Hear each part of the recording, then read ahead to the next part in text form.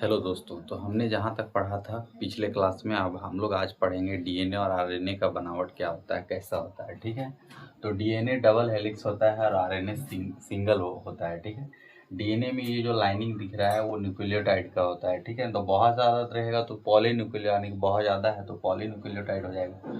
तो हमने बताया था कि डीएनए में जीन पाया जाता है, मतलब डीएनए जीन से बना हुआ रहता है, जीन न्यूक्लियोटाइड से बना हुआ रहता है। न्यूक्लियोटाइड में क्या क्या रहता है? Adenine, thymine, guanine, cytosine.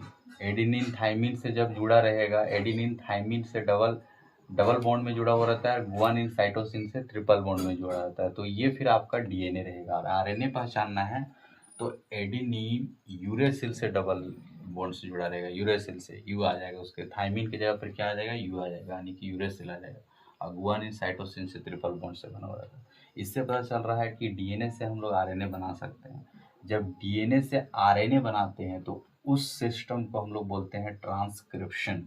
और यदि आरएनए से फिर डीएनए बनाते हैं तो उसको बोलते हैं रिवर्स ट्रांसक्रिप्शन। ध्यान दीजिएगा, डीएनए से आरएनए जब बनाते हैं, डीएनए से आरएनए बनेगा तो ट्रांसक्रिप्शन, और आरएनए से डीएनए बनेगा तो रिवर्स ट्रांसक्रिप्शन।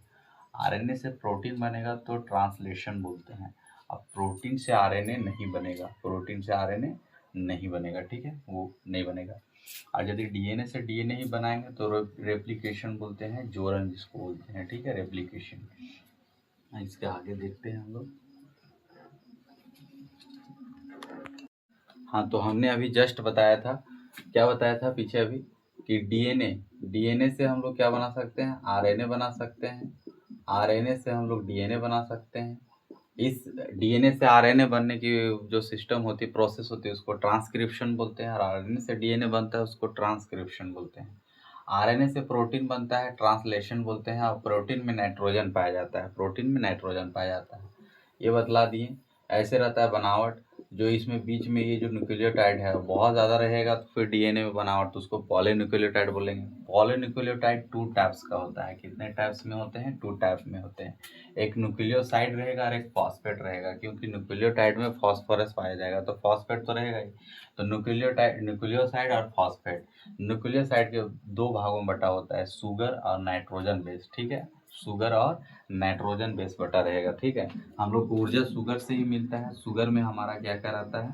तो शुगर में रहता है हमारा आरएनए, यानी कि डीएनए और आरएनए, आरएनए और डीएनए। ठीक है, अभी हम लोग इसको समझते हैं कि प्रोटीन है, प्रोटीन में भी नाइट्रोजन मिलेगा, आरएनए में भी नाइट्रोजन मिलेगा और डीएनए में भी नाइट्रोजन मिलेगा। तो नाइट्रोजन बेस हो गया। तो नाइट्रोजन बेस जो होता है, यहाँ पे शुरू से समझना है कि पॉलीन्यूक्लियोटाइड में क्या होता है। पॉलीन्यूक्लियोटाइड 2 टाइप्स में बटा होता है। पॉली मतलब होता है बहुत सारा, क्योंकि इसमें जो है सो न्यूक्लियोटाइड बहुत सारा रहेगा। अब इस तरह से बना हुआ है तो न्यूक्लियोटाइड बहुत सारा रहेगा। तो पॉलीन्यूक्लियोटाइड 2 टाइप्स का होता है, एक न्यूक्लियोसाइड होता है और एक होता है फॉस्फेट। न्यूक्लियोसाइड भी 2 टाइप्स का होता है, शुगर और नाइट्रोजन बेस। नाइट्रोजन बेस क्यों है? क्योंकि प्रोटीन में नाइट्रोजन पाया जाता है, तो जाहिर सी बात है कि नाइट्रोजन बेस होगा। नाइट्रोजन बेस जो होता है, नाइट्रोजन बेस भी 2 भागों में बटा होता है, एक प्यूरिन होता है, एक पैरेडेमिन होता है, पैरेडेमिन। ये जो प्यूरिन होता है, प्यूरिन में एडेनिन और गुआनिन पाया जाता है। अभी हमने बात करा है कि एडेनिन जो है वो थाइमिन से जुड़ा हुआ रहता है और गुआनिन जो है वो साइटोसिन से जुड़ा हुआ रहता है। तो ये एडेनिन जो एक साइड वाला है, एडेनिन और गुआनिन जो होता है प्यूरिन नाइट्रोजन बेस में पाया जाता है। और ये जो थाइमिन और साइटोसिन है वो किस बेस में पाया जाएगा? तो नाइट्रोजन बेस में, लेकिन पैराडेमिन नाइट्रोजन बेस में पाया जाएगा। तो ये चीज़ याद रखना है, क्योंकि बहुत सारे एग्जाम में, नीट वगैरह के एग्जाम में पूछता है।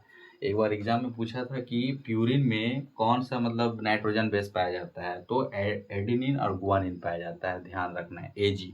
ठीक है, एडेनिन और गुआनिन। अब पैराडेमिन में पाया जाता है टीसी, थाइमिन और साइटोसिन। ठीक है, तो ये याद रखना है। अभी यहाँ हम लोग आते हैं कि शुगर, जिससे हम लोग को थोड़ा ऊर्जा मिलता है। तो शुगर में होता है आरएनए, राइबोज न्यूक्लिक एसिड, और DNA di ribose nucleic acid. यदि शुगर की बात करना है तो हम लोग यहाँ पे एसिड हटा देंगे और शुगर जोड़ देंगे, राइबोज न्यूक्लिक शुगर और डाई राइबो न्यूक्लिक शुगर। ठीक है ना, तो शुगर पाया जाता है। तो ये जो है पॉलीन्यूक्लियोटाइड, इसका बनावट जो स्ट्रक्चर है उसको याद रखना है। और इसको हम लोग क्यों पढ़ रहे हैं? तो डीएनए की वजह से पढ़ रहे हैं, क्योंकि जो डीएनए हम लोग पढ़े हैं इसमें न्यूक्लियोटाइड होता है और बहुत ज़्यादा रहने की वजह से पॉलीन्यूक्लियोटाइड होता है। पॉलीन्यूक्लियोटाइड में ये सारी चीज़ें होती हैं।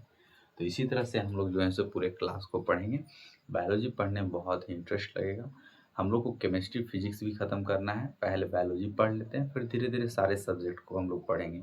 अभी हिस्ट्री भी पढ़ना है, जियोग्राफी भी पढ़ना है। हम सारे सब्जेक्ट्स को लाएंगे अब बहुत ही आसानी तरीके से, बेहतरीन तरीके से आपको बतलाया जाएगा। Thank you.